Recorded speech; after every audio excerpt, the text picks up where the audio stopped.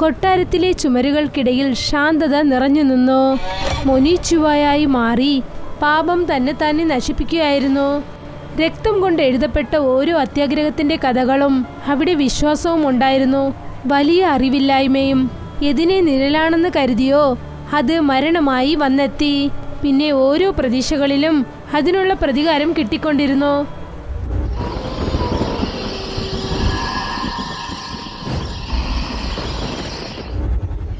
രാജാവ് മംഗൾ സിംഗ് തന്റെ വരാന്തയിൽ നടക്കുകയായിരുന്നു. പിന്നെ അദ്ദേഹത്തിന്റെ രാജ്യത്തെ നോക്കുകയായിരുന്നു. അദ്ദേഹം അല്പം ദേഷ്യത്തിലായിരുന്നു. പിന്നെ ചെറിയ കാര്യങ്ങൾക്ക് വേണ്ടി എല്ലാരെയും വഴക്കു പറയാൻ തുടങ്ങി. ഷെടാ സാഗർ, നീ എവിടെയാണ് പോയത്? മറ്റുള്ള രാജ്യങ്ങളെ പിടിക്കാനായിട്ട് ആലോചന ചെയ്തോ ഇല്ലേ? നീ എവിടെയിരിക്കുന്നു? സാഗർ മുകളിലേക്ക് ഓടി വന്നു. എനിക്ക് എന്താ തോന്നുന്നു വെച്ചാൽ നിനക്ക് ഒരു അടി കൊടുത്തേക്കണം. എല്ലാവരും ഇങ്ങനെ തന്നെ ഉണ്ട്. ക്ഷമിച്ചേക്കും മഹാരാജാവേ, ഞാൻ ഒരു ജോലിയായിട്ടിരുന്നു പോയി. ഒരു കാര്യത്തിനും പ്രയോജനമില്ല, ഒരുപാട് സംസാരിക്കുന്നു. എൻ്റെ കാഴ്ചയിൽ ഇരുന്ന് ഓടിയേക്ക്. ക്ഷമിച്ചേക്കു മഹാരാജാവും, ക്ഷമിച്ചേക്കു. സാഗർ അവിടെ നിന്നും പോയി. മംഗൾ സിംഗ് ഇപ്പോഴും ദേഷ്യത്തിലാണ്. അദ്ദേഹം വെള്ളമുണ്ടായിരുന്ന ഗ്ലാസ് തൻ്റെ മുഖത്തിനു നേരെ എടുത്തു. എന്നിട്ട് അദ്ദേഹം അത് തറയിലേക്ക് വലിച്ചെറിഞ്ഞു. കുറച്ചു സമയത്തിന് ശേഷം റാണി റമാവതി തൻ്റെ അറയിലിരിക്കുകയായിരുന്നു. കണ്ണാടി നോക്കിക്കൊണ്ട് തൻ്റെ ആഭരണങ്ങൾ അണിയുകയായിരുന്നു. അപ്പോഴാണ് മംഗൾ സിംഗ് ദേഷ്യത്തോടെ അവിടേക്ക് വന്നത്. പിന്നെ മുറിയിലെ മെത്തയിൽ വന്ന് ഇരുന്നു. എന്തുപറ്റി? എന്തെങ്കിലും പ്രശ്നമുണ്ടോ? ഏതൊരു മന്ത്രിക്കും ബുദ്ധിയേ ഇല്ല. ആരും ഒരു ജോലിയും ശരിയായ സമയത്ത് ചെയ്യുന്നില്ല. ആവശ്യമില്ലാതെ ഇവരുടെ മേലെ പാവപ്പെട്ട് ജോലിയിൽ വെച്ചിട്ടുണ്ട്. ഇപ്പോൾ എല്ലാവരെയും വിരട്ടിയടിക്കണം. ദേഷ്യപ്പെടല്ലേ, അവരും സാധാരണ മനുഷ്യരല്ലേ. തെറ്റുകളൊക്കെ സംഭവിക്കും. നിങ്ങളും തെറ്റുകൾ ചെയ്യാറില്ലേ? മംഗൾ സിംഗ് ദേഷ്യത്തോടെ എണീറ്റു. നിനക്ക് ബുദ്ധിയിരിക്കുന്നു. എൻ്റെ മുൻപ് തന്നെ ആ രണ്ടുപേർക്ക് വേണ്ടിയും നീ സാധകമായിട്ട് സംസാരിക്കുന്നു. ഇപ്പോൾ ഞാൻ നിനക്ക് പാഠം നേർപ്പിക്കാൻ പോകുന്നുണ്ട്. മംഗൾ സിംഗ് ദേഷ്യത്തോടെ എണീറ്റു. എന്നിട്ട് മുറിയിലുണ്ടായിരുന്ന ചാട്ട എടുത്തു. രമാവതിയുടെ കണ്ണുകൾ പേടികൊണ്ട് നിറഞ്ഞിരിക്കുകയായിരുന്നു. രാത്രി സമയം. ഒരു കുതിരവണ്ടി കൊട്ടാരത്തിന്റെ വാതിൽക്കൽ വന്നു. മംഗൾ സിംഗ് വിഷമത്തോടെ അവിടെ നിൽക്കുകയായിരുന്നു. കുതിരവണ്ടിയിൽ നിന്നും ഇറങ്ങിയത് മറ്റാരുമല്ല, അത് രമാവതിയായിരുന്നു. അവരുടെ മുതുകത്ത് ചാട്ട കൊണ്ടടിച്ച പാടുകൾ വളരെ നന്നായി കാണാൻ സാധിച്ചു. അവർ താഴേക്കിറങ്ങിയതും തന്നെ മംഗൾ സിംഗ് അവരുടെ അടുത്തേക്ക് വന്നു. അദ്ദേഹം അവരെ കെട്ടിപ്പിടിച്ചു. എന്നെ ക്ഷമിച്ചേക്കൂ രമാവതി. ഞാൻ ചെയ്ത തെറ്റിന് വേണ്ടി ഞാൻ വിഷമിക്കുന്നു. ഇനി മുതൽ ഞാൻ അതുപോലെ കാര്യങ്ങൾ ചെയ്യില്ല. നിങ്ങൾ ഓരോ വട്ടവും ഇതാണ് പറയുന്നത്, എന്നാലും ഇനി മുതൽ അങ്ങനെ ചെയ്യില്ല രമാവതി. ഇനി ഞാൻ എൻ്റെ കാര്യങ്ങളിൽ ശ്രദ്ധയോടെ ഇരിക്കാം. രമാവതി വീണ്ടും അദ്ദേഹത്തെ കെട്ടിപ്പിടിച്ചു. ഞാൻ നിങ്ങളെ വിശ്വസിക്കുന്നു. ശരി, ഞാൻ നിനക്ക് വേണ്ടി ചില കാര്യങ്ങൾ തയ്യാർ ചെയ്തിട്ടുണ്ട്. രമാവതി ശരിയെന്ന് സമ്മതിച്ചു. പിന്നെ മംഗൾ സിംഗിനോടൊപ്പം കൊട്ടാരത്തിനകത്തേക്ക് പോയി. മംഗൾ സിംഗ് തിരിഞ്ഞ് കുതിരവണ്ടിയെ നോക്കി. അപ്പോൾ അദ്ദേഹത്തിന് മനസ്സിലായി, കുതിരവണ്ടിയുടെ ചക്രം ചെളി കൊണ്ട് നിറഞ്ഞിരിക്കുകയാണ്. അതായത് അവർ കാട്ടിൽ നിന്നും വന്നതുപോലെ. രമാവതി, നീ എവിടെയാണ് പോയിട്ടുണ്ട്? രമാവതി അല്പസമയം ഒന്ന് ഞെട്ടിപ്പോയി. എവിടെയുമല്ല, ഇവിടെ അടുത്ത് തന്നെയാണ്. അതായത് മഴ പെയ്തതുകൊണ്ട് വഴിയിലൊക്കെ ചെളി ഉണ്ടായിരുന്നു, അതാണ്. ശരി ശരി, ഒരു കുഴപ്പമില്ല. രണ്ടുപേരും കൊട്ടാരത്തിനകത്തേക്ക് ചെന്നു. കുറച്ചു മണിക്കൂറുകൾക്ക് ശേഷം മംഗൾ സിംഗും റാണിയും മുകളിൽ അവരുടെ കിടക്കയിൽ കിടക്കുകയായിരുന്നു. അവിടെ മൊത്തം പൂക്കൾ കൊണ്ട് അലങ്കരിച്ചിരിക്കുകയായിരുന്നു. പിന്നെ അടുത്തായി ഒരുപാട് വിളക്കുകൾ കത്തിച്ചു വച്ചിരുന്നു. അതായത് ആ മുറി അവർക്ക് വേണ്ടി അന്ന് അലങ്കരിച്ചതുപോലെ ആയിരുന്നു. പിന്നെ മംഗൾ സിംഗ് ഉറങ്ങുകയായിരുന്നു. പക്ഷേ രമാവതി ഉണർന്നിരിക്കുകയായിരുന്നു. രമാവതി പതുക്കെ എണീറ്റു. കുറച്ച് ക്ഷണങ്ങൾക്കകം അവർ തയ്യാറായി കഴിഞ്ഞു. അവരുടെ മുഖത്ത് വല്ലാത്തൊരു പേടിയുണ്ടായിരുന്നു. നേരെ ചെന്നവർ ഒരു പ്രാവശ്യം ഒന്നുമില്ലാത്ത ആകാശത്തിനെ നോക്കി. എന്നിട്ട് അവിടെ നിന്നും വീണ്ടും പോയി. കുറച്ചു സമയത്തിന് ശേഷം പോലും മംഗൾ സിംഗ് നന്നായി ഉറങ്ങുകയായിരുന്നു. അപ്പോഴാണ് ഒരു കറുത്ത നിഴൽ അദ്ദേഹത്തിന്റെ മുകളിൽ ചുറ്റാൻ തുടങ്ങിയത്. അദ്ദേഹം പെട്ടെന്ന് ഞെട്ടി എണീറ്റു. അദ്ദേഹം എണീറ്റതും അദ്ദേഹത്തിന് മനസ്സിലാകാൻ തുടങ്ങി, അതായത് രമാവതി അവിടെ ഇല്ല എന്ന്. രമാവതി, രമാവതി. അദ്ദേഹം നാലു ചുറ്റിലും നോക്കി.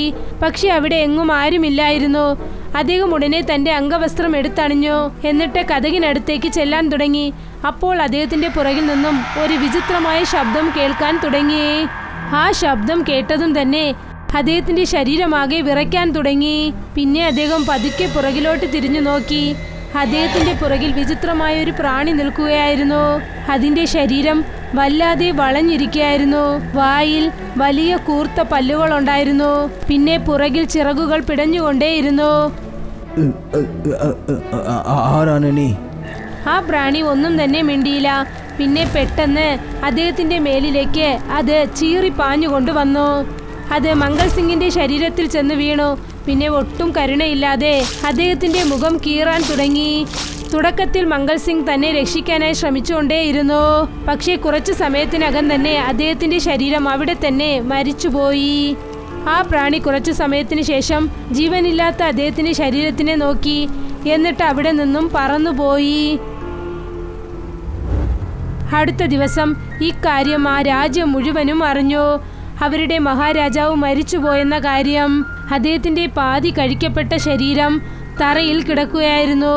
ചുറ്റിലും രക്തം നിറഞ്ഞു കിടന്നു. സാഗർ ഒരു വശത്ത് നിൽക്കുകയായിരുന്നു.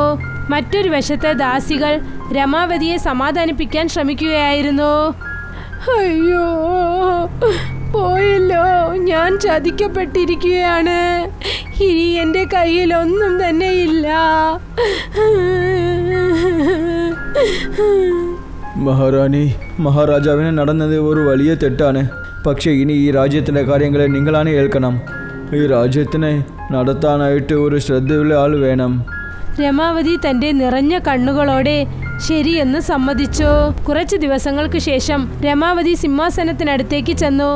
അവർ ആ സിംഹാസനത്തിൽ ഇരുന്നു നോക്കി. പിന്നെ മന്ത്രി മുൻപിലോട്ട് വന്നു. അവരുടെ കയ്യിൽ രാജവംശത്തിൻ്റെ വാള് നൽകി. രമാവതി തൻ്റെ 2 കൈയും നീട്ടി ആ വാള് വാങ്ങി. എന്നിട്ടതിന് മര്യാദ നൽകി. അതോടെ രമാവതി തൻ്റെ രാജ്യത്തിൻ്റെ മികച്ച ശക്തിയായി മാറി. സാഗർ അവരെ തുടർന്ന് പഠിപ്പിച്ചുകൊണ്ടേയിരുന്നു.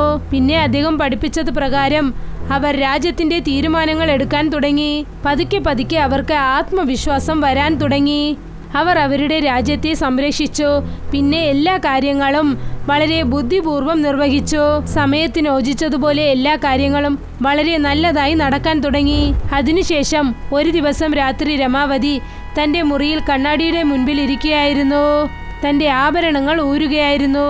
പുറകിൽ അവരുടെ 2 ദാസികൾ നിൽക്കുകയായിരുന്നു. അവർ ആഭരണങ്ങൾ ഊരിയിട്ട് എണീറ്റ് നിന്നു. എന്നിട്ട് പുറകിലോട്ട് തിരിഞ്ഞു. അപ്പോഴാണ് ഒരു ദാസി മൃദുവായ തലയണ കൊണ്ടുവന്നത്. രമാവതി തൻ്റെ തലയിലെ കിരീടം ഊരി അത് ആ തലയണയിൽ അവർ വച്ചു. അവരൊരു ദീർഘശ്വാസം വലിച്ചു. അപ്പോഴാണ് സാഗർ ആ മുറിക്കകത്തേക്ക് വന്നത്. എൻ്റെ മുറിക്കകത്ത് വരുന്നതിന് മുൻപായി നീ എന്നോട് അനുമതി ചോദിക്കണം. അല്ലാതെ നീ ഇങ്ങനെ ചെയ്യുന്നത് എനിക്ക് സഹിക്കാനാവില്ല. ക്ഷമിച്ചേക്കണം മഹാറാണി, പക്ഷേ നിങ്ങളുടെ അടുത്ത് ഒരു കാര്യം സംസാരിക്കണം. പറയൂ. സാഗർ ദാസിമാരെ നോക്കി. എന്നിട്ട് ചെറുതായി മടിച്ചു നിന്നു. രമാവതിക്ക് കാര്യം മനസ്സിലായി. നിങ്ങൾ ഇവിടെ നിന്നും പോകൂ. ആവശ്യം വരുമ്പോൾ ഞാൻ നിങ്ങളെ വിളിക്കാം. 2 ദാസിമാരും ശരിയെന്ന് സമ്മതിച്ചു. എന്നിട്ട് അവിടെ നിന്നും പുറപ്പെട്ടു പോയി. അവർ പോയതും തന്നെ രമാവതി അവരുടെ കസേരയിൽ ഇരുന്നു. എന്നിട്ട് കാലിന് മുകളിൽ കാലുവെച്ചു. രമാവതി, ഇവിടെ എന്താണ് നടക്കുന്നത്? നീ എന്താണ് പറഞ്ഞത്? മഹാരാജാവ് ചെത്തുപോയതിനു ശേഷം കുറച്ച് ദിവസങ്ങളിൽ നീ രാജ്യത്തിനെ എൻ്റെ അടുത്ത് തരണമെന്ന് പറഞ്ഞല്ലേ? ഇപ്പോഴെന്തായി? നീ എപ്പോഴാണ് അത് ചെയ്യും? പതുക്കെ സംസാരിക്ക്. ചുമരുകൾക്കും ചെവിയുണ്ടാകും. എന്താ പറയുന്നു? നീ എനിക്ക് തന്ന വാക്കിനെ മറന്നുപോയോ? പിന്നെ അപ്പോഴാണ് സാഗറിനും രമാവതിക്കും ഉണ്ടായിരുന്ന പഴയ ബന്ധത്തെക്കുറിച്ച് അറിയാൻ തുടങ്ങിയത്. രാജാവ് മരിക്കുന്നതിന് കുറച്ച് ദിവസം മുൻപ് സാഗറും രമാവതിയും പുതപ്പിനകത്ത് ഒന്നിച്ചിരിക്കുകയായിരുന്നു. സാഗർ അവരെ കെട്ടിപ്പിടിച്ചിരിക്കുകയായിരുന്നു. നീ ഇപ്പോഴെന്താണ് ആലോചിച്ചത്? വേറെന്താ ആലോചിക്കാനാണ്? മംഗൾ സിംഗിനെ എങ്ങനെ നമ്മുടെ പാതയിൽ നിന്നും ഒഴിവാക്കണമെന്നാണ് ആലോചിക്കേണ്ടത്. മംഗൾ സിംഗിനെ കൊല്ലുന്നത് ഒരുപാട് കഷ്ടമാണ്. കാരണം ഈ രാജ്യത്തിൽ എല്ലാ ആൾക്കാരും അവർക്ക് സാധകമായിട്ടുണ്ട്. നമ്മൾ വേറെന്തെങ്കിലും ഒരു സഹായം ചോദിക്കണം. പക്ഷേ ആരോട്? മോനോച്വ. കാട്ടിലൊരു മന്ത്രവാദിയുണ്ട്. അദ്ദേഹം ഈ സ്ഥലം വശീകരിച്ചു വെച്ചിരിക്കുകയായിരുന്നു. ഞാൻ നിന്നെ അവരുടെ അടുത്ത് കൂട്ടിക്കൊണ്ടുപോകുന്നു. രാജാവിൻ്റെ സംബന്ധമുള്ള ഒരു സാധനത്തിനെ മറ്റും നീ അവിടെ കൊണ്ടുപോകണം.